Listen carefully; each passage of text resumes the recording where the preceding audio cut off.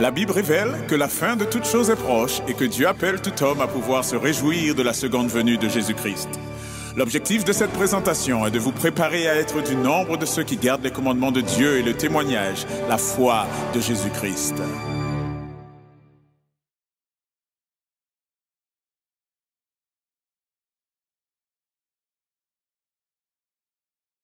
Bonjour à toutes et à tous et bon sabbat à chacun.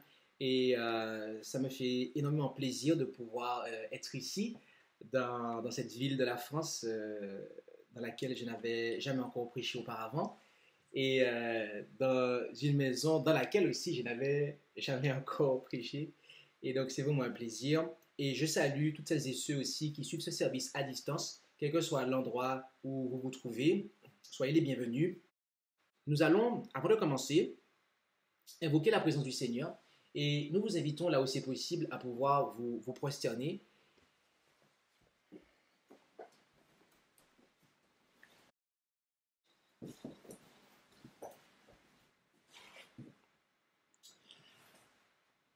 Notre Dieu, notre Père céleste, nous te remercions pour ton amour infini et toutes tes bontés manifestées envers nous. En cet instant, nous venons, et tu connais notre indignité, au trône de ta grâce, dans le nom de Jésus, pour recevoir de toi, Seigneur, ton Esprit Saint.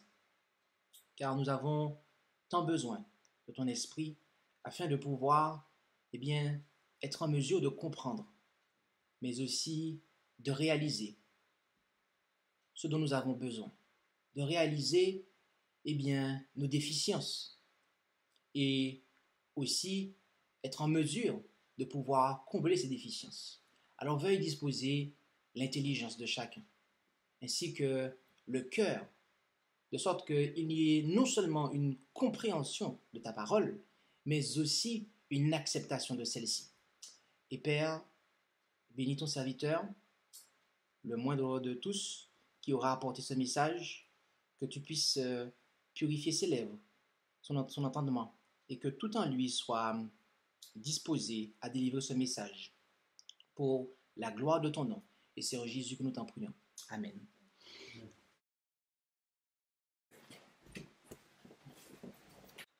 Le titre de cette présentation est Espionnage et infiltration des adventistes du 7e jour historique de 1889. À en croire ce titre, on pourrait s'attendre à quelque chose qui est digne d'une série télévisée. On pourrait s'attendre à quelque chose qui, effectivement, que l'on verrait à la télé. Mais permettez-moi de vous dire que ces choses sont bel et bien existantes.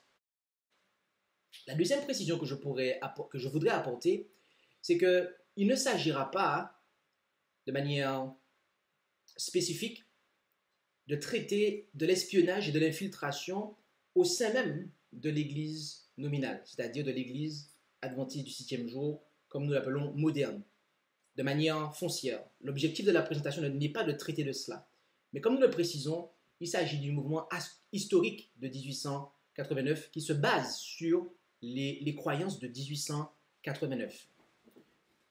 Cela étant dit, nous pouvons aller de l'avant et j'aimerais commencer cette présentation. Ce n'est pas une habitude que nous avons, mais cette fois-ci, nous allons commencer cette présentation par une déclaration de la messagère.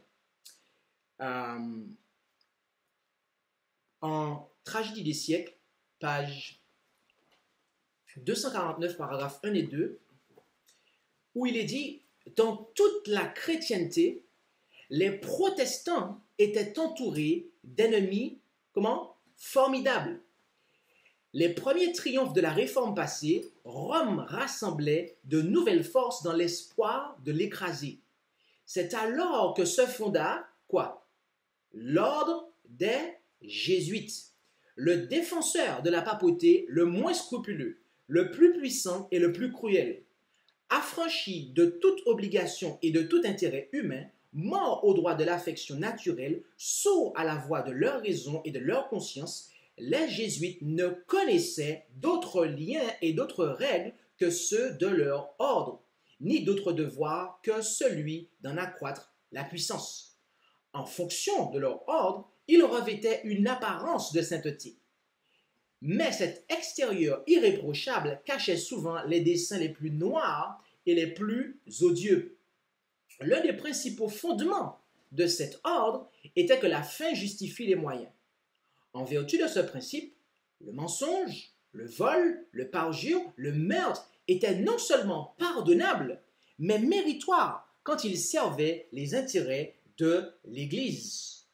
Sous des déguisements divers, les jésuites s'insinuaient dans les bureaux de l'État, devenaient conseillers des rois et dirigeaient la politique des nations. Ils se faisaient serviteurs. Pourquoi? Pour espionner leur maître. Notez ici que l'inspiration nous déclare ce que l'ennemi a mis en place au sein même de son chef-d'œuvre, à savoir la papauté. Ok? Car la papauté, mes amis, est le chef-d'œuvre de Satan. Nous ne parlons pas ici des catholiques romains, des croyants, mais on parle ici du système en fait. Ce système, nous dit l'inspiration, est le chef-d'œuvre de Satan. Pourquoi? Parce que sous le couvert de Jésus, eh bien, il enseigne en fait à faire le contraire de ce que le Père de Jésus nous dit de faire. D'accord? Et c'est ce que lui, il a fait au ciel. Ok?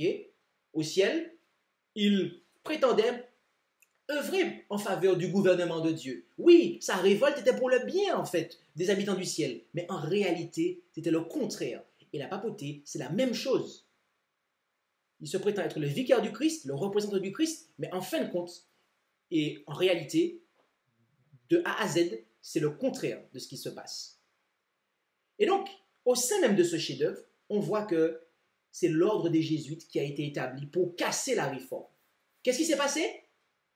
L'ennemi, au sein de son chef-d'œuvre, a institué l'ordre des jésuites. Pourquoi? Pour casser la réforme, pour l'écraser, dit-elle.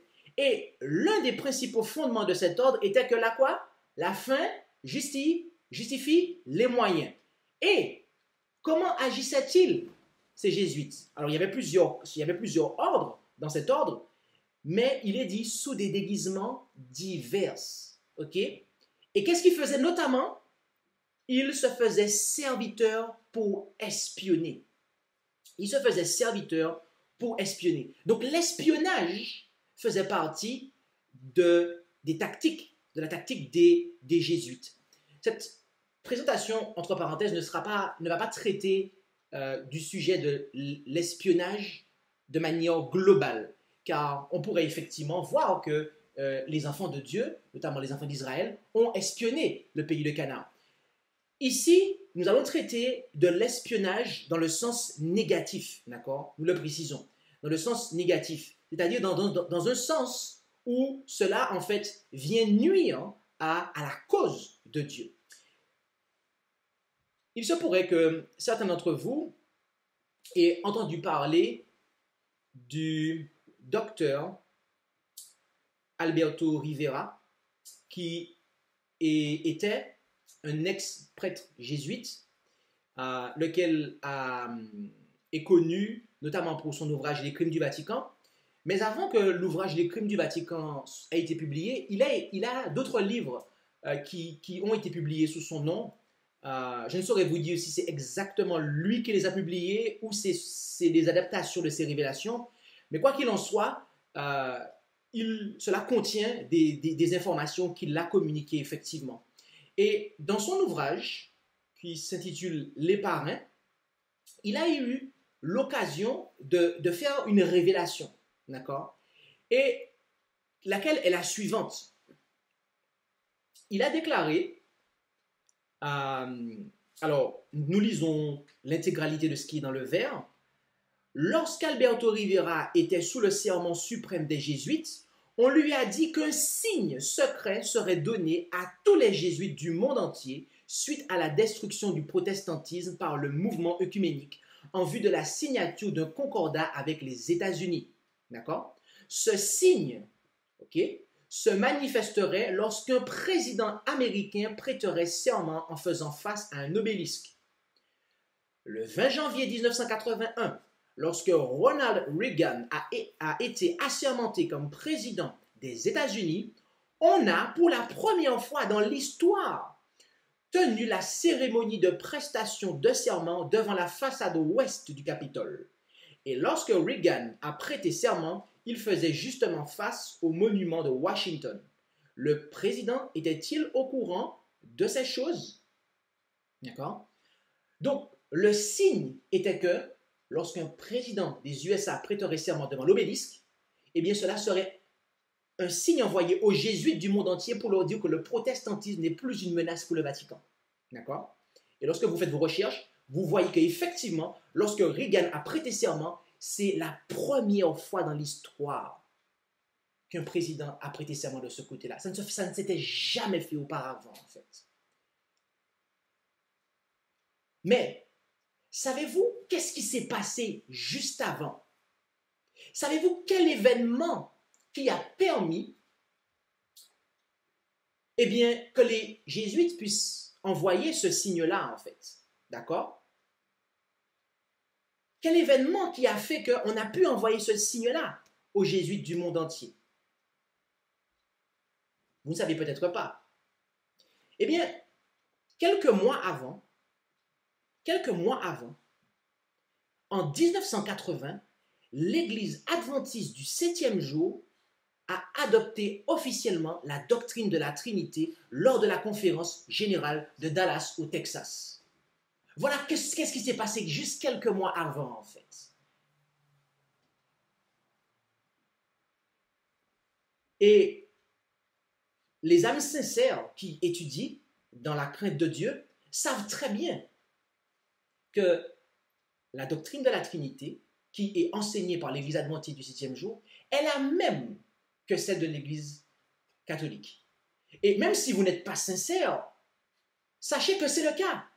Parce que, comme nous l'avons déjà montré dans des vidéos antérieures, le pasteur Carl Johnson, le pasteur Jean Eudes, qui sont des pasteurs qui œuvrent pour l'Église nominale en France, ont reconnu pour le premier que la doctrine de la Trinité à laquelle la dénomination adhère a pris naissance dans les conciles des siècles passés. Et pour le second, il a dit que les catholiques n'ont pas inventé la Trinité, mais ils l'ont découvert, la Trinité. Donc, les pasteurs adventistes qui ont été formés par le système reconnaissent que l'enseignement de la Trinité est une doctrine catholique et donc de ce fait que la Trinité adventiste est la même que la Trinité catholique. Et donc, lorsqu'ils ont officiellement voté la doctrine de la Trinité lors de la conférence générale de Dallas au Texas, quelques mois avant, et bien une fois que ça a été fait, la réforme, pour ainsi dire, était, semble-t-il, eh bien cassée, écrasée, puisque la dernière organisation, en fait, existante, qui, dans ses croyances, était opposée à Rome, qui, de par ses croyances officielles, condamnait Rome, puisqu'elle n'avait aucune doctrine de Rome, officiellement parlant, eh bien, cette organisation-là avait manifestement, eh bien, été infiltrée. D'accord? Elle a été infiltrée et on y a travaillé pendant plus de 40 ans au changement des doctrines.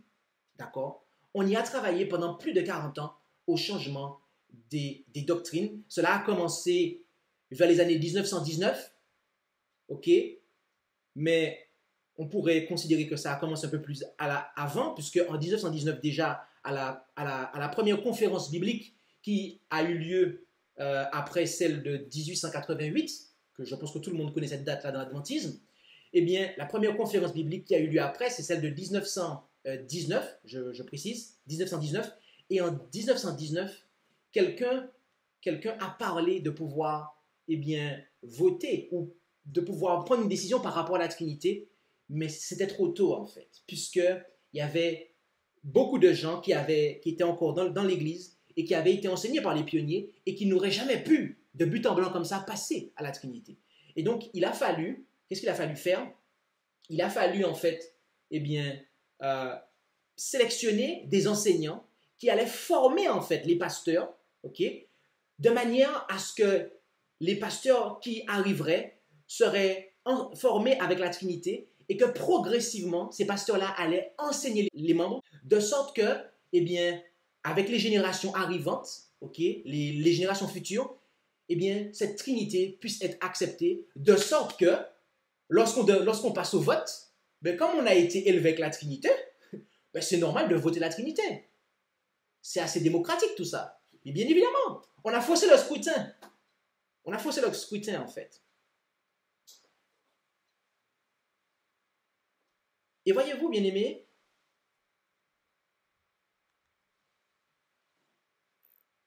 la réforme n'est pas terminée. La réforme n'est pas terminée. Rome pensait anéantir la réforme. Rome pensait écraser la réforme. Une fois qu'ils ont réussi à infiltrer l'Église nominale. Mais ce qui s'est passé, c'est qu'il y a toujours eu des hommes et des femmes qui ont cru dans la parole de Dieu. Il y a toujours eu des hommes et des femmes qui n'ont jamais abandonné les piliers de notre foi. Les doctrines fondamentales qui ont fait de nous ce que nous sommes, à savoir des adventistes du 7e jour. D'accord? Et au travers du monde entier, il y a des croyants qui acceptent ce message.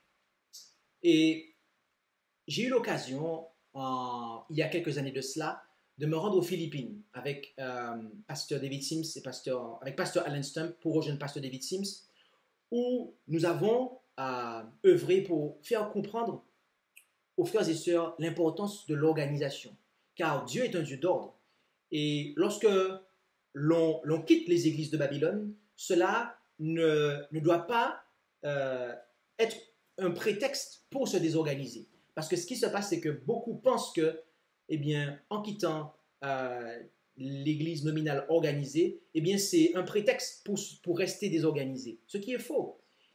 Et nous avons effectivement donc œuvré pour l'organisation aux Philippines et nous continuons à le faire au travers du monde entier. Ici en France même, nous avons avancé, d'accord? Et au Canada aussi, les choses avancent pour que le message puisse être annoncé, proclamé dans l'ordre.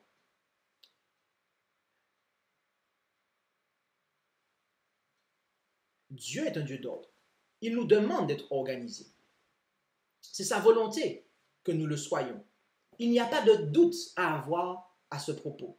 Et la présentation d'aujourd'hui ne sera pas un argumentaire dédié à faire comprendre qu'il y a un danger dans l'organisation et que cela représente un danger. Non, pas du tout.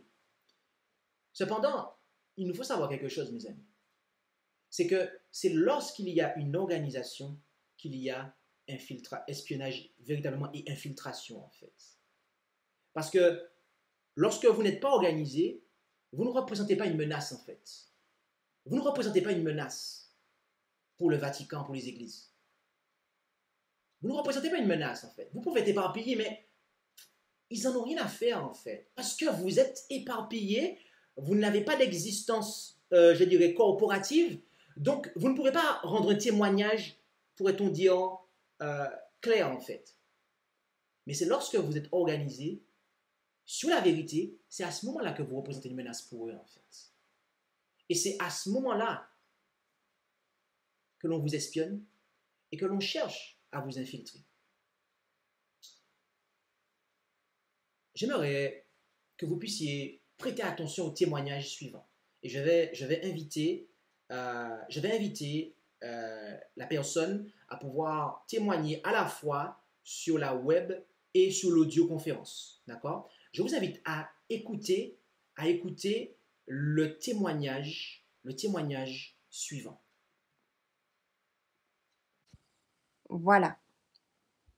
Ok, maintenant que le son est audible partout, je vais essayer de ne pas faire long. Donc, je suis une chrétienne adventiste du 7e jour historique de 1889.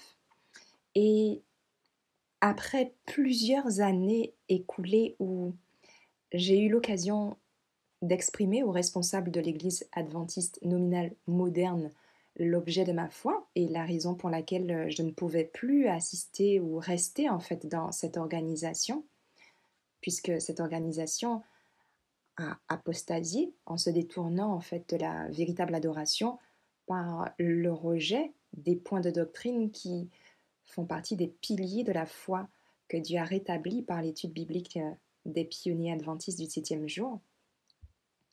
Donc j'ai eu à plusieurs reprises, avec persistance, l'appel d'un pasteur de la dénomination adventiste moderne qui n'est plus affecté à l'église auquel j'appartenais, mais qui souhaitait s'entretenir avec moi pour comprendre non pas l'objet de ma foi, car évidemment j'ai saisi l'occasion pour lui en parler, mais plutôt d'avoir des documents précis, des documents permettant d'avoir des informations sur l'Église auquel j'appartiens aujourd'hui.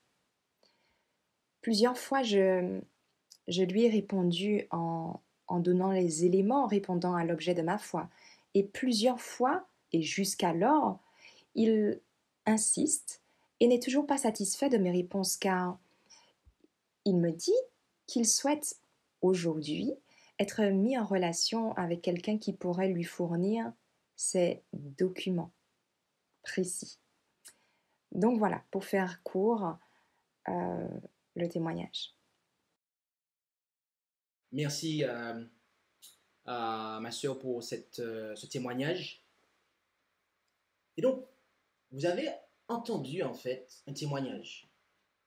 Et je ne sais pas, mais j'aimerais poser la question, qui parmi vous a été abordé de la sorte durant les jours passés, durant les semaines précédentes?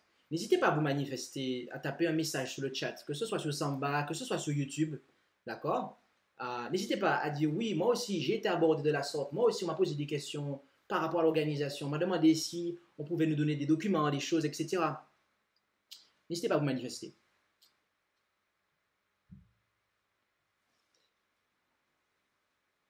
J'aimerais que nous puissions ouvrir la parole de Dieu.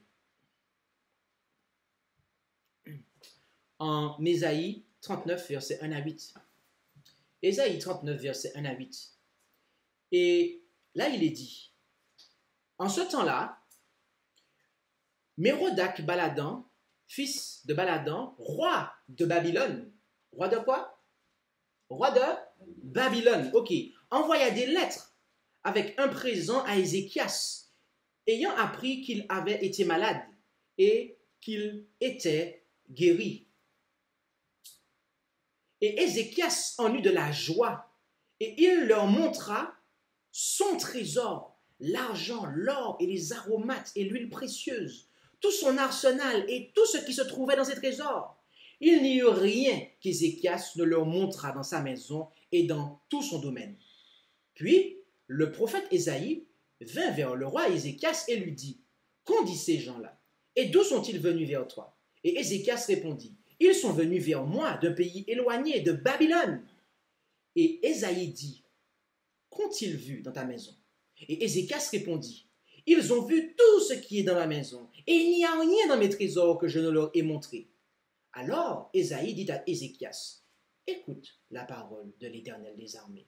Voici, les jours viennent, et tout ce qui est dans ta maison et ce que tes pères ont amassé dans leur trésor jusqu'à ce jour sera emporté à Babylone, et n'en demeurera rien de reste, dit l'Éternel.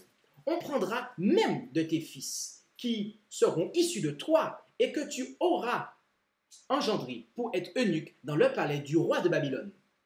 Et Ézéchias répondit à Ésaïe, la parole de l'Éternel que tu as prononcée est bonne. Et il ajouta, du moins il y aura paix et sûreté pendant mes jours. Notez ce que Babylone a fait.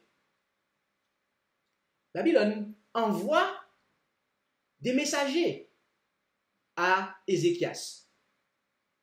Les églises de Babylone envoient leurs messagers en fait. D'accord? Ils envoient leurs messagers et pour flatter Ézéchias. D'accord? J'ai considéré les emails qui ont été envoyés à la sœur. Elle me les a partagés. Parce qu'il y a eu des relances par email. Et on commence toujours le message d'une certaine façon, etc. Et après, on vient sur le sujet, en fait.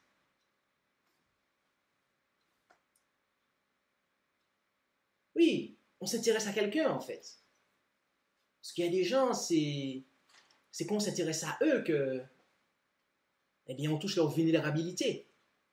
Et Ézéchias, on eut de la joie. Il était content, on est venu le voir. OK? Et qu'est-ce qu'il a fait? Il s'est mis à découvert, en fait. Il a montré, en fait, tous les trésors, tout son argent. En fait, il a donné toutes les informations, en réalité, en fait, sur son royaume. Il a mis à nu son royaume devant les Babyloniens. Il est dit, il n'y a rien qu'il ne leur a pas montré, en fait. Il s'est mis à nu devant Babylone. Et qu'est-ce qui s'est passé? Qu'est-ce qui s'est passé après? Eh bien, c'est à cause de ça, en fait, que Jérusalem a été détruite. Pas en l'an 70, hein, mais là, on parle, en fait, d'avant. C'est à cause de ça qu'ils ont été emmenés en captivité, en fait. Et que Daniel et ses compagnons ont été emmenés en captivité. D'accord? Notamment à cause de ça. Il n'y a pas que cela, bien évidemment. Mais ils savaient qu'il y avait des trésors. Donc, cela, ils ont attendu le moment propice, d'accord? Pour pouvoir, eh bien, venir. Ils ne l'ont pas fait du vivant d'Ézéchias, mais ils l'ont fait après. Et ils savaient, en fait, ce qu'ils en étaient. Ils connaissaient, en fait, leurs ennemis. Ils connaissaient, en fait, points forts et points faibles. Et donc, au moment opportun, ils ont attaqué. Comme la sœur l'a dit dans son témoignage, elle est restée scripturaire avec le pasteur. Elle lui a parlé de l'écriture, mais lui, il voulait sans cesse aller plus loin, avoir d'autres informations, en fait. Je ne sais pas si ça vous est déjà arrivé, en fait, que des personnes viennent vous voir et vous demandent des informations, mais qui ont trait aux finances du ministère, qui ont trait aux finances de votre église, qui ont trait à votre fonctionnement exactement, qui fait quoi, etc., etc. Moi, je peux vous dire que ça m'est déjà arrivé, en fait. Et certains pourraient se dire, mais il n'y a pas de mal à cela. Le problème, c'est que le mal est en ce que la personne ne s'intéresse pas à la parole de Dieu, en fait. Elle vient vous voir, pas pour la parole de Dieu, mais pour voir votre fonctionnement, en fait.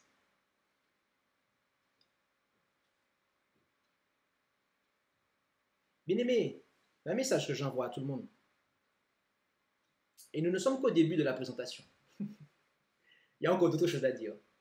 Mais lorsqu'on vient vous voir pour vous demander des informations relatives à telle chose, l'église, le fonctionnement et compagnie, si la personne n'a pas pris un engagement ou la personne ne manifeste pas véritablement un intérêt pour le message, vous n'avez rien à apporter à cette personne-là, en fait. Et j'irai même plus loin, et j'irai même à dire, si les personnes ne sont pas engagées, ils n'ont rien à savoir, en fait. Il n'y a que les personnes qui sont engagées qui peuvent savoir quoi que ce soit, qui peuvent savoir ce qui se passe, en fait, dans l'organisation. Donc, notre sœur a bien fait de rester sous la parole de Dieu.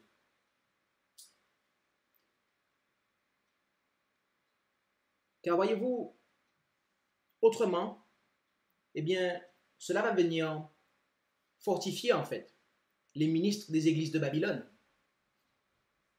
Parce que l'église nominale, voyez-vous, elle est déjà infiltrée. Elle a été espionnée il y a fort longtemps. Elle a été infiltrée il y a fort longtemps. Et ce que nous voyons aujourd'hui, c'est le résultat de cette infiltration. Mais aujourd'hui, il y a des croyants qui ont compris la vérité et qui ont compris qu'il faut qu'ils s'organisent et qui s'organisent pour rendre un témoignage efficace dans l'ordre. Et cela, ils le voient en fait. Ils voient que leur église se vide. Ils voient qu'ils perdent des membres. Et ils voient qu'ailleurs, ça grossit. Donc, qu'est-ce qu'ils font? Ils espionnent. Ils espionnent. Et ils essayent de s'infiltrer. Et mes amis, dès le départ, nous avons vu ce qui s'est passé avec les jésuites. Et permettez-moi de vous dire que nous ne serons pas épargnés par les jésuites, en fait. Si vous pensiez que l'organisation allait, de manière totale, enlever toute, ne serait-ce qu'une toute petite porte aux jésuites, détrompez-vous. Cependant, il y a une façon de fermer la porte aux espions et aux infiltrés. Est-ce que vous voulez savoir laquelle est-ce? Tout le monde veut savoir. Si tout le monde me dit oui, je vois les têtes bouger. Alors, permettez-moi de vous dire la chose suivante. Il n'y a que les spirituels qui comprendront ce message. Il n'y a que ceux qui sont spirituels qui comprendront ce message. Ça veut dire que, véritablement, nous devons chercher à fonctionner, à marcher par l'Esprit de Dieu. Rendons-nous en Luc 20, versets 19 à 26. Luc 20, versets 19 à 26, où il est dit: alors les principaux sacrificateurs et les scribes cherchèrent à l'heure même à jeter les mains sur lui. Et ils avaient reconnu qu'il avait dit cette parabole contre eux, mais ils craignirent le peuple. C'est pourquoi, l'observant de près, ils apostèrent des gens qui contrefaisaient les gens de bien. Vous avez compris ça? C'est-à-dire qu'ils avaient envoyé des gens qui se faisaient passer pour des gens de bien, pour le surprendre dans ses paroles, afin de le livrer aux magistrats et au pouvoir du gouvernement. Ces gens lui adressèrent cette question: Maître, nous savons que tu parles et enseignes avec droiture, et que sans faire exception de personne, tu enseignes la voie de Dieu selon la vérité. Qu'est-ce que cela? Qu'est-ce que cela? De la flatterie, mes amis. De la flatterie. Nous est-il permis de payer le tribut à César ou non? Mais Jésus, comprenant leur artifice, leur dit: pourquoi me tentez-vous? Montrez-moi un denier. De qui a-t-il l'image et l'inscription? Ils répondirent: de César. Et il leur dit: rendez donc à César ce qui est à César, et à Dieu ce qui est à Dieu. Et ils ne purent le surprendre dans ses paroles devant le peuple, mais s'étonnant de sa réponse, ils se turent. Ils ont eu recours à la flatterie, mes amis. Ils ont eu recours à la flatterie. Nous avons eu l'occasion de présenter un message sur la flatterie. D'accord? Si vous ne l'avez pas encore regardé, nous vous invitons à le regarder pour voir en fait l'étendue de cette œuvre, qui n'est pas l'œuvre de Dieu, mes amis. Ce n'est pas l'œuvre de Dieu. C'est l'œuvre que Satan a utilisée au ciel. C'est l'œuvre que Satan a utilisée au ciel en fait pour faire tomber des anges. D'accord? Il a utilisé ça pour faire tomber le tiers des anges. Ça fait partie de son arsenal de guerre pour faire tomber les anges. Et voyez-vous, ceux qui sont charnels, eh bien, et qui ne sont pas spirituels, eh bien, ils sont sujets à la flatterie. Mais voyez-vous, les disciples de Jésus ne sont pas sujets à la flatterie. D'accord? Ceux qui suivent l'agneau partout où il va, eh bien, ils se seront dépouillés d'eux-mêmes. Et lorsqu'on va venir les flatter, ça n'aura strictement aucun effet.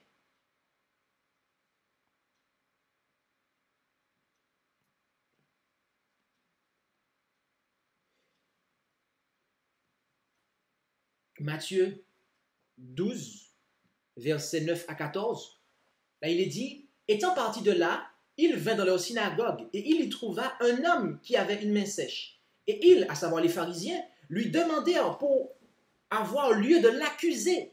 Est-il permis de guérir dans les jours de sabbat? Et nous pouvons continuer à lire, etc., etc., etc.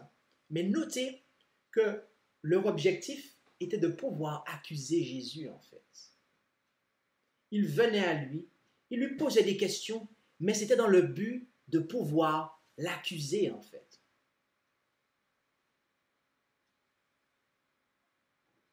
Nous devons avoir une capacité, en fait, à pouvoir discerner ces choses-là, en fait. Nous devons avoir une capacité à pouvoir discerner ces choses-là. Parce que l'ennemi cherche, en fait, à nous prendre dans nos propres paroles. Et si nous ne sommes pas au clair, eh bien, nous serons en difficulté. Et c'est pour cela que, voyez-vous, Jésus avait la méthode suivante. Dans l'ouvrage des paraboles de Jésus, page 14, paragraphe 4, il est dit « Une autre raison poussait Jésus à s'exprimer en parabole. Dans cette multitude rassemblée autour de lui, il y avait des sacrificateurs, des rabbins, des scribes et des anciens, des hérodiens et des magistrats, des mondains, des bigots et des ambitieux qui n'avaient qu'un seul désir, découvrir un motif quelconque pour l'accuser. » Notez la liste de personnes. Il y a des gens qui l'écoutent. Oui, il y a plein de gens qui étaient abonnés à la chaîne YouTube de Jésus. Regardez-les. Les sacrificateurs, les rabbins, les scribes, même des anciens, des hérodiens et des magistrats, des mondains, des bigots et des ambitieux. Quels étaient leurs désirs? Découvrir un motif quelconque pour accuser Jésus. Ils, poursuit-elle, le suivaient pas à pas chaque jour pour surprendre une parole qui pourrait faire condamner et réduire au silence celui qui semblait entraîner le monde à sa suite. Le Sauveur n'était pas dupe de leurs secrètes intentions. Aussi présentait-il la vérité de telle manière qu'ils ne pouvaient rien trouver qui leur permît de l'accuser devant le Sanhédrin. Dans ces paraboles, il censurait leur hypocrisie et leur méchanceté. Sous un langage imagé, il enseignait des vérités qui, exposées de façon directe, les auraient éloignés et poussés à mettre fin immédiatement à son ministère, tandis qu'il échappait ainsi au piège des espions. Donc toutes ces personnes étaient des espions en fait. Il développait la vérité de façon si claire que l'erreur était démasquée et que leur cœur sincère profitait de ces leçons. Jésus était entouré d'espions et il le savait en fait. Jésus savait qu'il était entouré d'espions. Et donc il prêchait de façon à ce que les âmes sincères puissent recevoir leur nourriture, mais que aussi, ce faisant, les adversaires, qui n'étaient là que pour les pieds et trouver une occasion de chute contre lui, ne puissent rien avoir à redire en fait.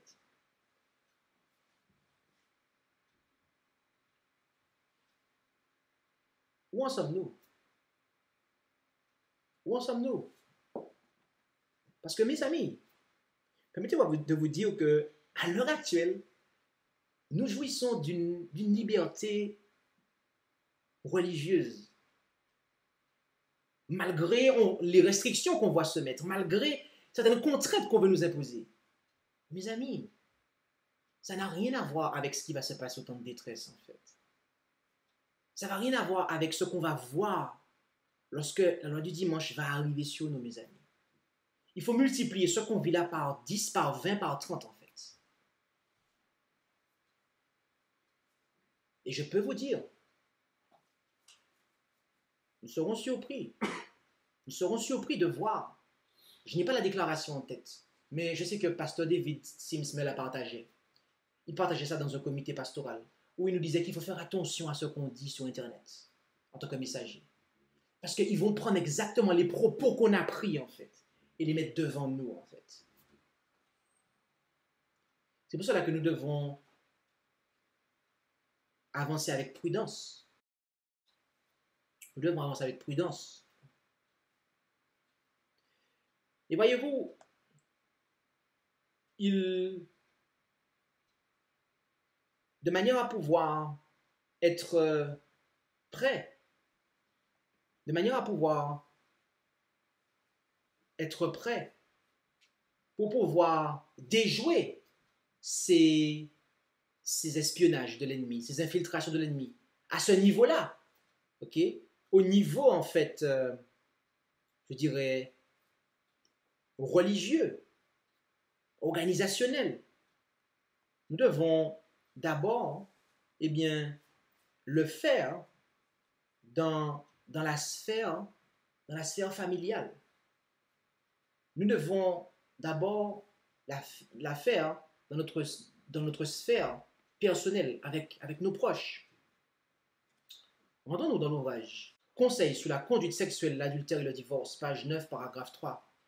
Dans sa parole, le Seigneur enseigne clairement à ses enfants à ne pas s'unir à ceux qui n'ont pour lui ni amour ni crainte. De tels compagnons ne se contenteront pas de l'amour et du respect qui leur revient de droit, mais ils chercheront sans cesse à obtenir de la femme ou de l'homme attaché à Dieu quelque faveur susceptible de les entraîner à mépriser les exigences divines. Pour un homme pieux, comme pour l'Église à laquelle il appartient, avoir une épouse ou un ami aimant le monde équivaut à avoir un espion dans son camp qui guettera chaque occasion de trahir le serviteur du Christ et à l'exposer aux attaques de l'ennemi. C'est un commentaire qui est parfait pour ce qui s'est passé avec Samson, n'est-ce pas? Dalila était l'espionne parfaite, en fait. Elle était l'espionne parfaite. Combien d'entre nous, en ce matin, sommes concernés, de près ou de loin, par cette déclaration? Combien d'entre nous, en ce matin, sommes sur le point d'être concernés par cette déclaration?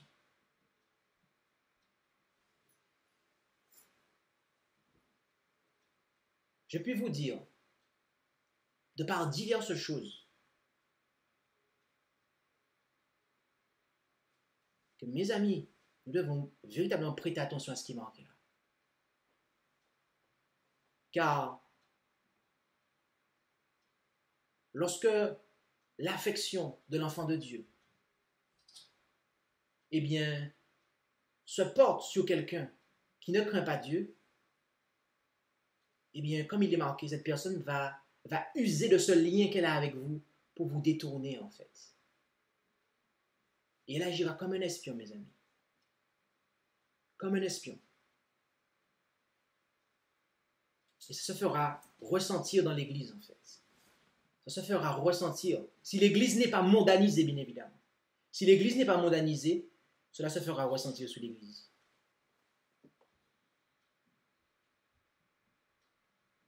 Je ne serai pas très très long là-dessus. Je vous invite à lire Témoignages pour l'Église, volume 2, chapitre 19.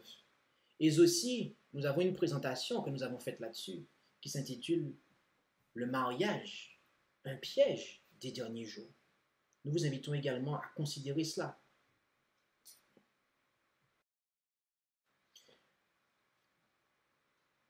Mais il y a plus encore. Cela peut se produire même au sein de la communauté fraternelle, pour ne pas dire de l'Église. Lisons le commentaire biblique d'Ellen White sur Proverbe 26, versets 20 à 22. Il y a des frères qui, parfois, sont en relation pendant des années et ils pensent qu'ils peuvent se confier à ceux qu'ils connaissent si bien, comme aux membres de leur propre famille.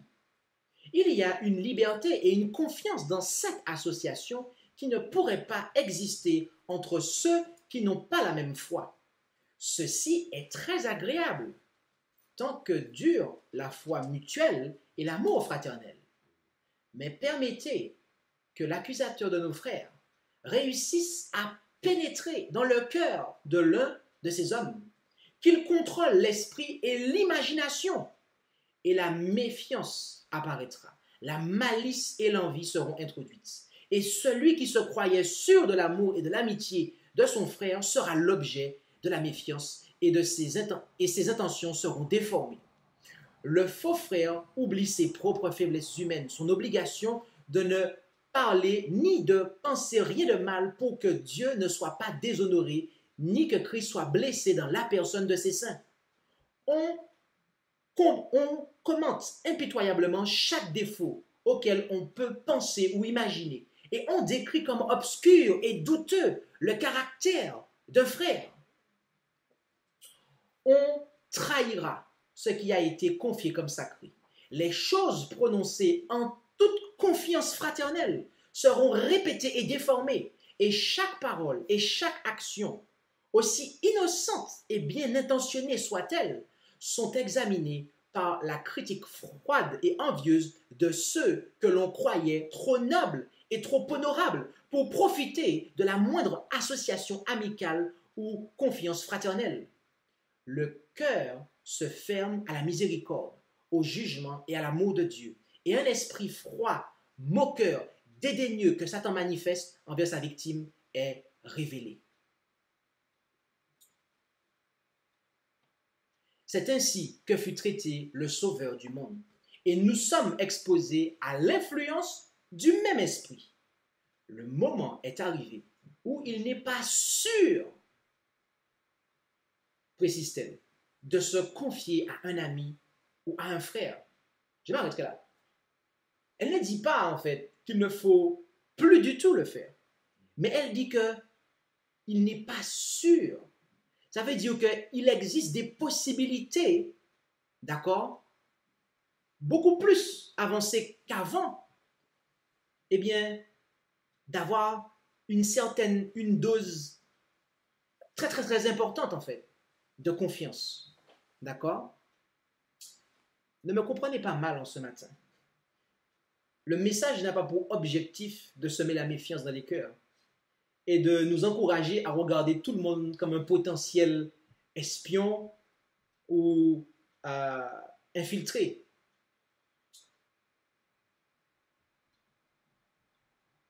Ce qu'il faut réaliser, c'est que nous-mêmes, en fait, nous pouvons être cet espion et cet infiltré. Et si nous le voyons ainsi, il n'y aura pas lieu, en fait, qu'il y ait cette froideur. Comme au jour de Christ, il y eut des espions qui suivaient les traces de Christ. Il en sera de même maintenant avec nous. Satan se réjouit beaucoup s'il peut utiliser les faux croyants pour qu'ils agissent comme des accusateurs des frères. Car bien qu'ils ne s'en rendent pas compte,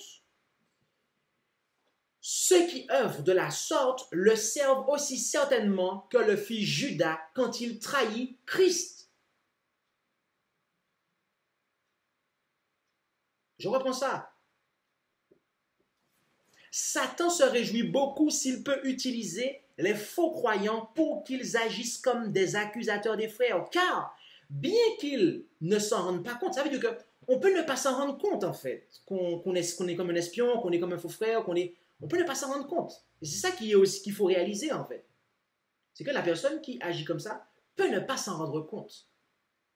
Elle dit, malgré cela, ceux qui œuvrent de la sorte le servent aussi certainement que le fit Judas quand il trahit Christ.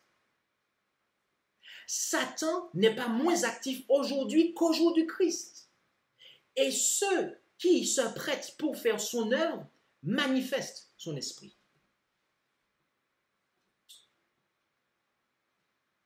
Les rumeurs qui sont propagées détruisent souvent l'unité des frères.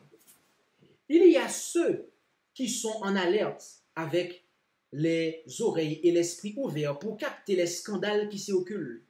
Ils recueillent les petits incidents qui sont peut-être des bagatelles, mais qui se répètent et sont exagérés jusqu'à ce qu'un homme apparaisse comme coupable pour une parole. Leur thème semble être « conte-nous », c'est-à-dire « raconte-nous » et nous raconterons.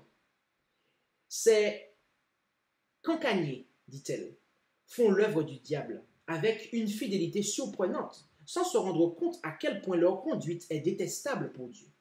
S'ils utilisaient la moitié de l'énergie et de l'acharnement qu'ils consacrent à cette œuvre impie pour examiner leur propre cœur, ils trouveraient tant à faire pour purifier leur âme des impuretés qu'ils n'auraient pas le temps ni l'envie de censurer leurs frères et ils ne tomberaient pas sous la puissance de cette tentation. la porte de l'esprit devrait rester fermée contre les on dit ou j'ai entendu. Au lieu de permettre que les jalousies et les mauvaises suppositions pénètrent dans notre cœur, pourquoi n'allons-nous pas vers nos frères et, après leur avoir présenté franchement, mais avec bonté, les choses nuisibles pour leur caractère et leur influence que nous avons entendues, ne prions-nous pas avec eux et pour eux? Bien que nous ne puissions pas aimer spontanément ceux qui sont des ennemis acharnés de Christ, ni fraterniser avec eux, nous devons cultiver cet esprit de mansuétude et d'amour qui caractérisait notre Maître. Un esprit qui ne pense pas le mal et qui ne s'irrite pas facilement. Voilà ce que la messagère nous déclare. Okay? Que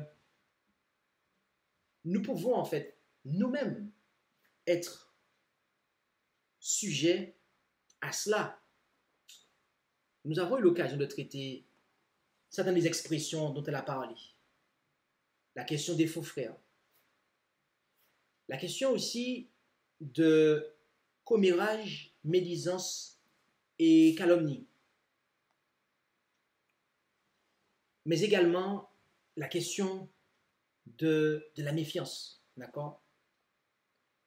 Nous pouvons ne pas nous en rendre compte que en agissant de la sorte, nous faisons l'œuvre du diable. Mais mes amis, c'est le cas en fait. Et lorsque nous prenons conscience de ça, il nous faut véritablement en fait chercher à délaisser ça. Car ce qui va se passer, voyez-vous, ce qui va se passer, c'est que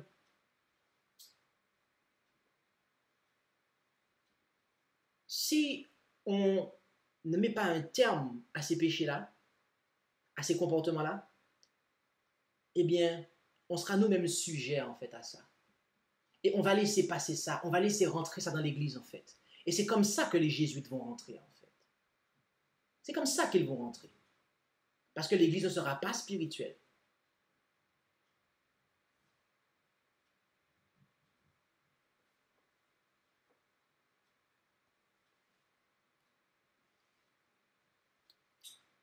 Lisons Matthieu 8, versets 19 et 20.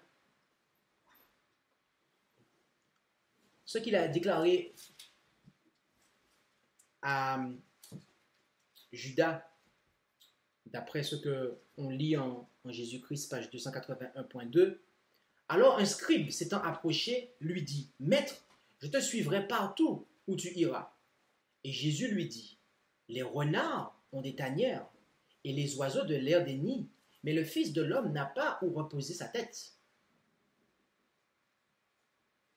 Judas a déclaré, « Maître, je te suivrai partout où tu iras. » Mais quel était le problème de Judas, en fait? Judas était matérialiste. Judas était matérialiste, en fait. Judas était matérialiste. Il aimait les biens de ce monde, en fait. Et Jésus, en fait, l'a découragé.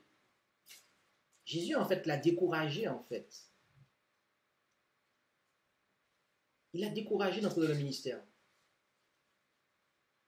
Il y a là une leçon, en fait, pour nous. C'est qu'on ne devrait jamais encourager des frères à entrer dans le ministère avec des questions d'ordre matériel.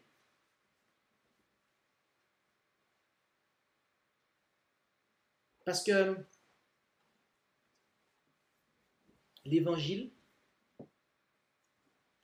en fait, n'est pas un business dans le sens mondain.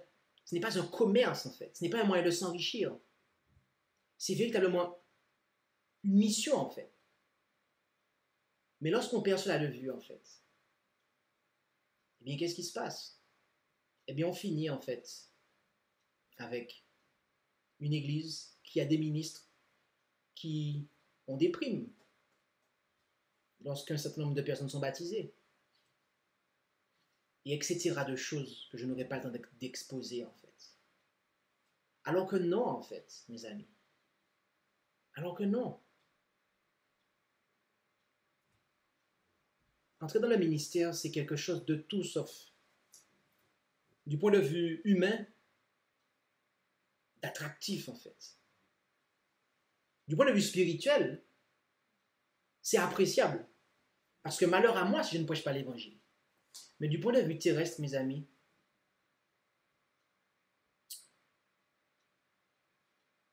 ce n'est pas cela, en fait.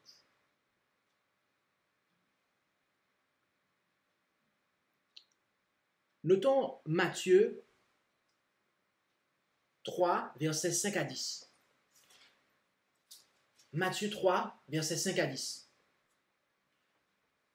Alors, Jérusalem et toute la Judée et tous les environs du Jourdain venaient à lui, à savoir Jean-Baptiste. Et ils étaient baptisés par lui dans le Jourdain et confessant leurs péchés.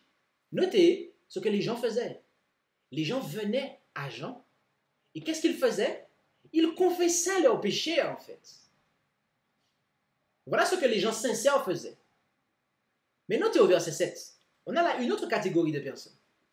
Mais quand il vit venir à son baptême plusieurs des pharisiens et des sadducéens, il leur dit, race de vipères, qui vous a appris à fuir la colère à venir? Produisez donc des fruits convenables à la repentance. Et ne pensez pas à dire en vous-même, nous avons Abraham pour père. Car je vous dis que de ces pierres, Dieu peut susciter des enfants à Abraham. Et la cognée est déjà mise à la racine des arbres. Tout arbre donc qui ne produit point de bons fruits est coupé et jeté au feu. Ces personnes venaient. Ils venaient en fait auprès de Jean-Baptiste. Jean-Baptiste qui devait préparer la première venue de Jésus, n'est-ce pas?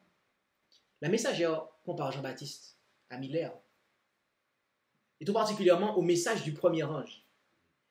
Mais il y a aussi le fait que le peuple adventiste est comparable et typifié en fait par Jean-Baptiste, qui lui préparait la première venue de Jésus et qui, eux, ce peuple-là, eh bien, prépare la seconde venue de Jésus. Il y a parfois des personnes qui sont pressées de pouvoir intégrer en fait la vérité présente et qui sont pressées de pouvoir l'intégrer. Mais notez quel fut le message de Jean-Baptiste. Produisez donc des fruits dignes de la repentance. Avez-vous déjà entendu la version disant que quand tu seras baptisé, ça ira mieux? Le baptême va t'aider à pouvoir délaisser ça, à pouvoir faire cela. Mes amis, où c'est marqué? C'est marqué, avant de te faire baptiser, produis donc des fruits dignes de la repentance, en fait. Jean était en train de dire à ces personnes qui s'empressaient de venir à lui, vous vous empressez de venir vous baptiser auprès de moi, en fait, mais ça vous ne servira strictement à rien. Parce que préalablement, vous ne vous êtes pas repentis, en fait, et ça ne se voit pas dans votre comportement.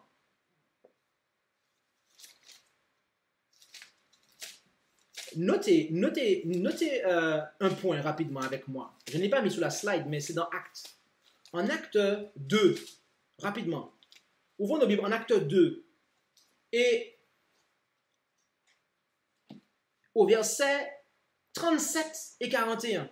Du verset 37 jusqu'au verset 41. Il est dit, ayant entendu ces choses, ils furent touchés de compunction en leur cœur et dirent à Pierre et aux autres apôtres, hommes, frères, que ferons-nous? Et Pierre leur dit, repentez-vous et que chacun de vous soit baptisé au nom de Jésus-Christ pour la rémission de ses péchés et vous recevrez le don du Saint-Esprit. Car la promesse a été faite à vous et à vos enfants et à tous ceux qui sont éloignés autant que le Seigneur, notre Dieu, en appellera. Et il les conjurait par plusieurs autres discours et les exhortait en disant, quoi? Sauvez-vous de cette génération perverse. D'accord?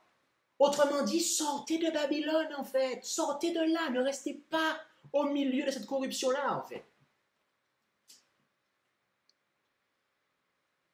il y a parfois des personnes qui veulent rentrer en fait dans la vérité présente et qui veulent prendre le baptême.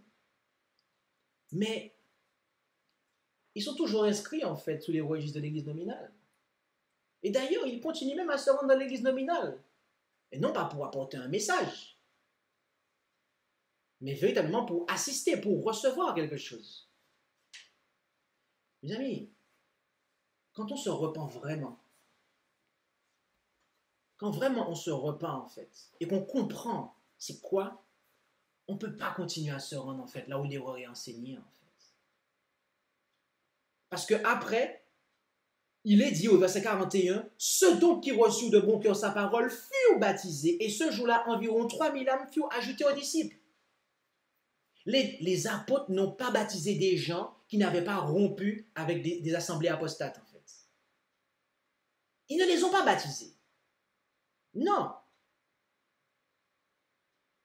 Ils leur ont prêché l'entièreté du message. Ils leur ont prêché la repentance et leur ont expliqué ce que cela impliquait, en fait. Vous devez rompre avec ça, en fait. De peur que, sortez du milieu de mon peuple, de peur que, participant à ces péchés, vous n'ayez aussi part à ces plaies. Lorsqu'on est dans une organisation, dans un système qui promotionne l'erreur, on participe à ces péchés. Produisez donc des fruits convenables à la repentance, car la cognée est déjà mise à la racine des arbres. Et tout arbre, donc qui ne produit point de bons fruits, est coupé et jeté au feu. Jésus a eu l'occasion de donner un message similaire. En effet, en Matthieu 7, versets 15 à 20, nous lisons « Gardez-vous des faux prophètes qui viennent à vous en habits de brebis, mais qui au-dedans sont des loups ravissants. » Verset 16. « Vous les reconnaîtrez à leurs fruits, dit Jésus. Cueille-t-on des raisins sur des épines ou des figues sur des chardons? Ainsi, tout bon arbre porte de bons fruits, mais le mauvais arbre porte de mauvais fruits. Un bon arbre ne peut porter de mauvais fruits, ni un mauvais arbre porter de bons fruits. Tout arbre qui ne porte point de bons fruits est coupé et jeté au feu. Vous les connaîtrez donc à leurs fruits. » Jésus est clair. Combien d'entre vous sont d'avis que Jésus a raison? Mes amis, Jésus est clair. Il a dit que les faux prophètes seront reconnus à leurs fruits. Et il le répète deux fois, au verset 16 et au verset 20. C'est à leurs fruits que vous les reconnaîtrez. Quels fruits? Quels fruits? Car rappelez-vous, Jésus était d'accord avec celui qui le précédait. C'est-à-dire Jean-Baptiste. Il leur a expliqué que vous devez produire des fruits dignes de la repentance. C'est-à-dire manifester que vous vous êtes repentis. Quels fruits? Galates. Donnons en Galates. Galates 5, versets 22 et 23. Galates 5, versets 22 et 23. Il est dit, en Galates 5, versets 22 et 23, « Mais le fruit de l'esprit est quoi? L'amour. » De quel amour il s'agit ici? L'amour agapé, l'amour inconditionnel. Lequel contient quoi notamment comme caractéristique? Alors il y a plusieurs caractéristiques, il est vrai. La bonté, la patience, etc. Mais au verset 6, il est dit, il ne se réjouit point de l'injustice, mais de la vérité, en fait. Mais de la vérité. Le fruit de l'esprit est l'amour, la joie, la paix, la longanimité, la bienveillance, la bonté, la fidélité, la douceur, la tempérance. Contre de telles choses, il n'y a pas de loi, est-il dit dans la version Darby. D'accord? J'ai fait la précision par rapport à l'amour qui ne se réjouit point de l'injustice mais de la vérité. C'est parce que parfois, il y a des personnes qui vont dire « Oui, bon, on n'est pas d'accord sur telle doctrine. » D'ailleurs, qu'il n'y ait pas un petit point de doctrine. S'il s'agit d'une question de couleur de chemise qu'on met, bon, ok, on va pas... il y a des fois, il y a une place pour les goûts personnels. Mais lorsqu'il s'agit d'une doctrine qui concerne notre salut, par exemple, et que on entend parfois des personnes dire, oui, mais on peut en fait faire en dépit de cela et aimons-nous. De toute façon, c'est l'amour qui est le plus important. Dieu ne va pas nous juger du moment que l'on s'aime, etc. Mes amis, c'est un antique contrefait qu'on nous vend là, en fait. Je suis désolé, en fait. Mais sous prétexte d'amour, on ne peut pas laisser passer des hérésies, des erreurs doctrinales que lorsqu'elles vont être entendues et assimilées par les gens, ça va les pousser à agir en conséquence, en fait. Parce qu'il y a sanctifié par ta vérité, ta parole est la vérité. Mais l'ennemi, c'est quoi? C'est, je vais les souiller par l'erreur, en fait. Dieu veut nous sanctifier par la vérité, mais Satan veut nous souiller par l'erreur. Alors, mes amis, je suis désolé, mais sous prétexte d'amour, on ne peut pas laisser passer des erreurs, en fait. Et ça, c'est souvent le langage que, en tout cas, j'ai entendu ça par le passé. Mais je suis désolé. C'est complètement faux, en fait. Le fruit de l'esprit est l'amour. La joie, la paix, la longanimité, la bienveillance, la bonté, la fidélité, la douceur, la tempérance. Contre de telles choses, il n'y a pas de loi. Contre de telles choses, il n'y a pas de loi. Mais le contraire est mentionné plus haut dans le passage, du verset 19 au verset 21. Or, les œuvres de la chair sont manifestes. Ce sont l'adultère, la fornication, l'impureté, la dissolution, l'idolâtrie, les enchantements, les inimitiés, les querelles, les jalousies, les animosités, les disputes, les divisions, les sectes, les envies, les meurtres, les ivrogneries, les débauches et les choses semblables. Je vous dis d'avance, comme je vous l'ai déjà dit, que ceux qui commettent de telles choses n'hériteront point le royaume de Dieu. Et lorsque nous prenons les passages qui sont mis en dessous, en 1 Corinthiens 5, versets 9 à 13 et 1 Timothée 6, versets 3 à 6, nous voyons qu'il y a des développements complémentaires à ce passage, d'accord, où nous voyons que cela n'a pas sa place en fait au sein du peuple de Dieu. Il ne devrait pas trouver sa place au sein du peuple de Dieu qui, eh bien, est censé être dans le royaume de la grâce ici-bas, de manière à pouvoir se préparer à entrer dans le royaume de gloire. Lorsqu'il y a ces choses, mes amis, qui sont pratiquées, qui sont chéries, d'accord, on n'est pas dans le royaume de Dieu, en fait. On n'est même pas dans le royaume de la grâce, en fait. Parce que, sous prétexte qu'on est dans la grâce, continuerons-nous à pécher? Paul dit non. Paul dit non, en fait.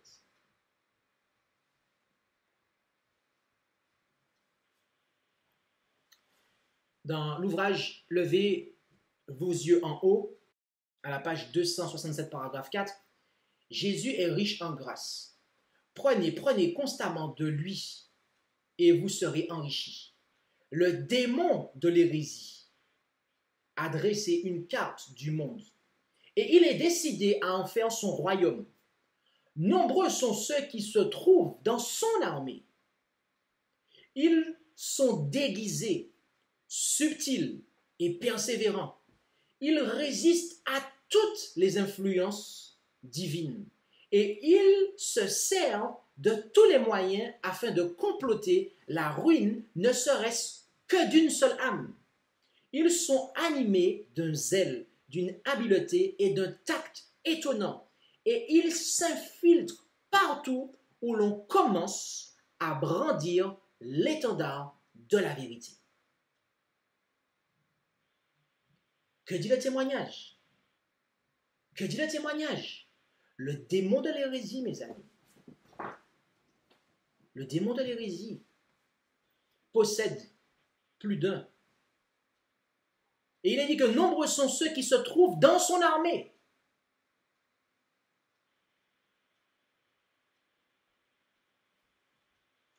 Ils sont déguisés, subtils, persévérants. Ils résistent à toutes les influences de la vérité.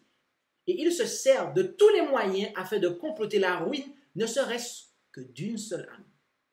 Ils sont animés d'un zèle, d'une habileté et d'un tact étonnant. Et ils s'infiltrent partout où l'on commence à brandir l'étendard de la vérité.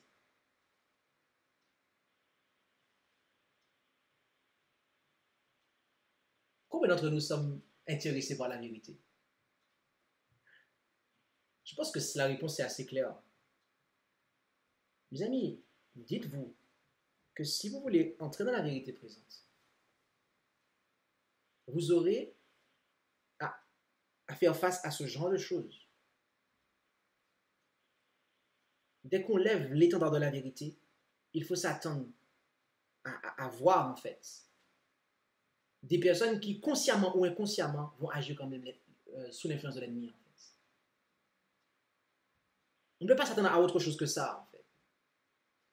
Mais dans l'esprit du Christ, il nous faut agir pour que si ces personnes-là sont ignorantes, eh bien, leur faire comprendre qu'elles agissent de la mauvaise des manières.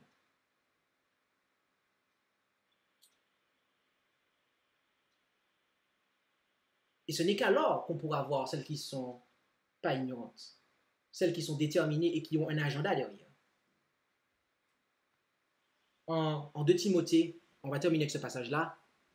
En 2 Timothée 3, versets 1 à 13, nous pouvons le prendre dans nos Bibles, car nous l'avons marqué en petit ici.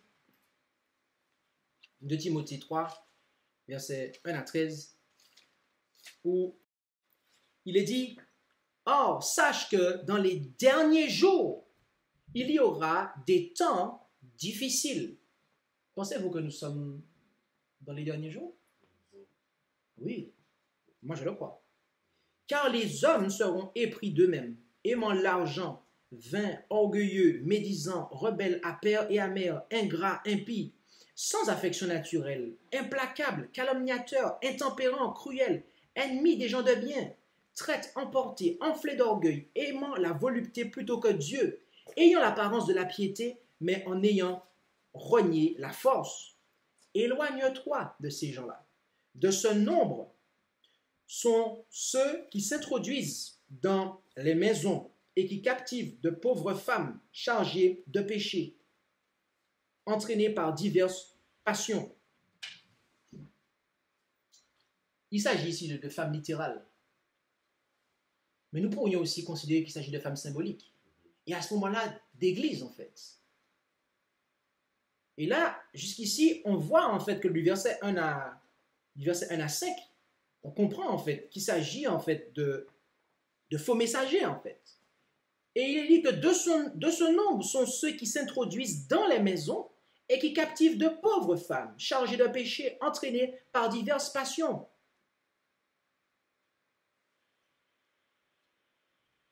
Là, quand on dit pauvres femmes, c'est des femmes qui... Alors, je ne veux pas blesser personne, mais il faut que je prêche la vérité. Ne vous sentez pas concerné si vous n'êtes pas concerné, mais je vous explique juste ce qui est marqué là, en fait. Il parle ainsi parce que il y avait des femmes qui vivaient seules à son époque, d'accord? Et elles n'avaient pas grand-chose à faire. Et donc, lorsqu'on les rendait visite, eh bien, c'était intéressant pour elles, en fait, d'accord? Elles avaient une espèce de valeur qu'elles recevaient, mais ces pauvres femmes n'avaient pas une vie qui était conforme à la parole de Dieu, d'accord?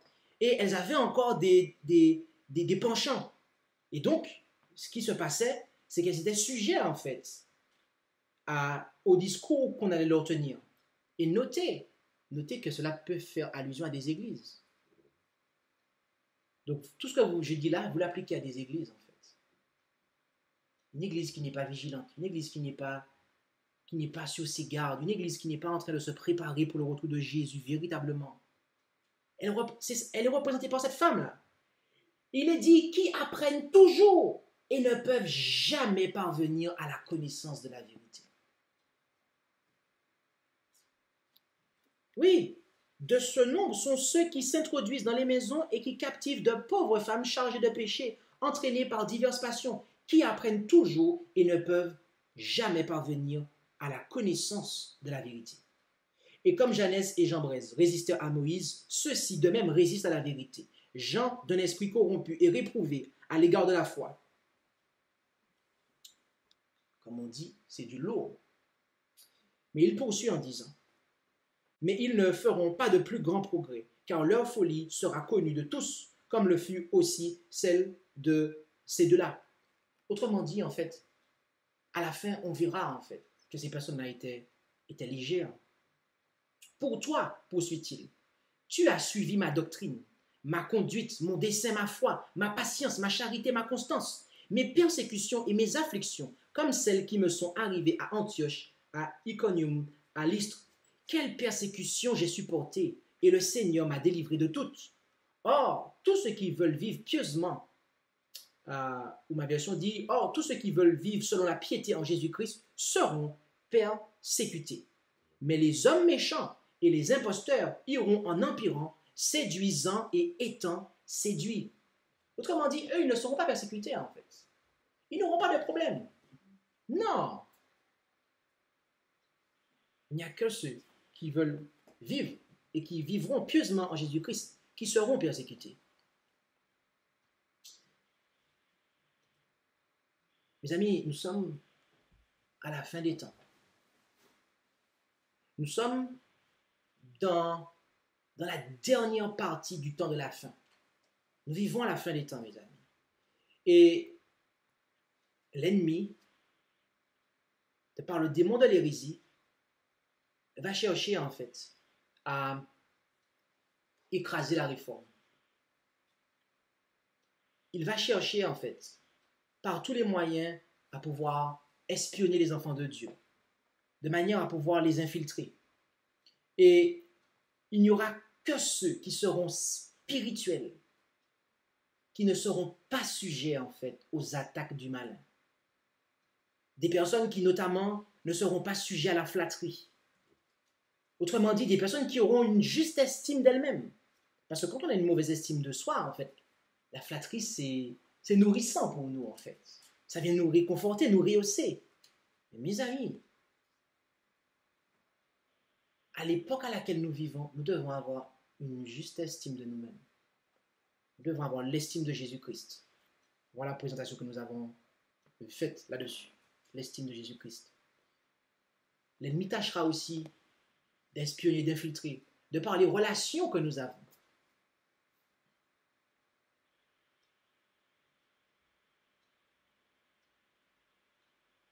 Un mariage qui ne glorifie pas Dieu, ou une amitié qui n'est pas sanctifiée par la parole de Dieu, ou cautionnée par la parole de Dieu. Mais il y aura aussi, eh bien, des faux frères.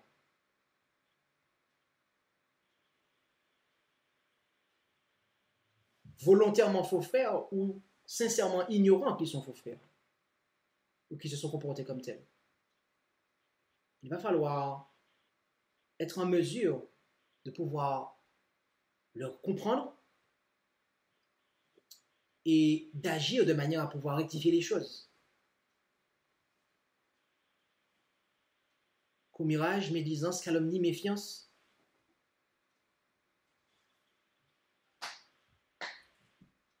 Le matérialisme aussi. Nous devons être en mesure de voir l'action de l'Esprit de Dieu dans la vie de quelqu'un, dans notre propre vie déjà en fait. Et à ce moment-là, on sera en mesure de pouvoir attester que oui, Dieu agit, car c'est à leurs fruits en fait, a dit Jésus, qu'on reconnaîtra.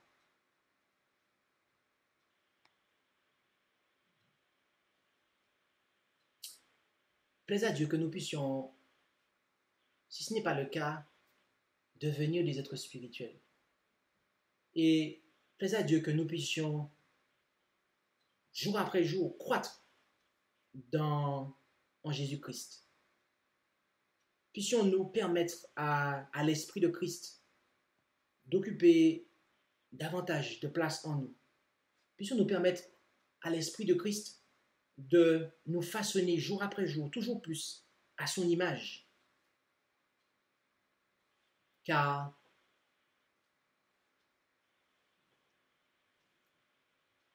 seuls ceux qui auront l'esprit du Christ pourront voir les choses telles que Jésus les voyait et pourront agir en conséquence.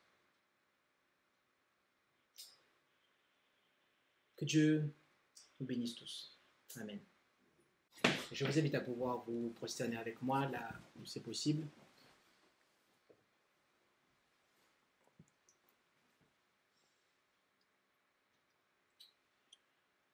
Notre Dieu, notre Père céleste, nous voulons te remercier pour ta parole, qui est une lampe à nos pieds et une lumière sur notre sentier. Et nous savons que si nous suivons ta parole,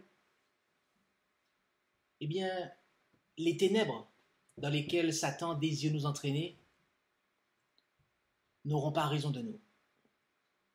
Nous savons que si nous suivons ta parole, le prince des ténèbres, quel que soit le stratagème qu'il emploiera, quand bien même il s'agira,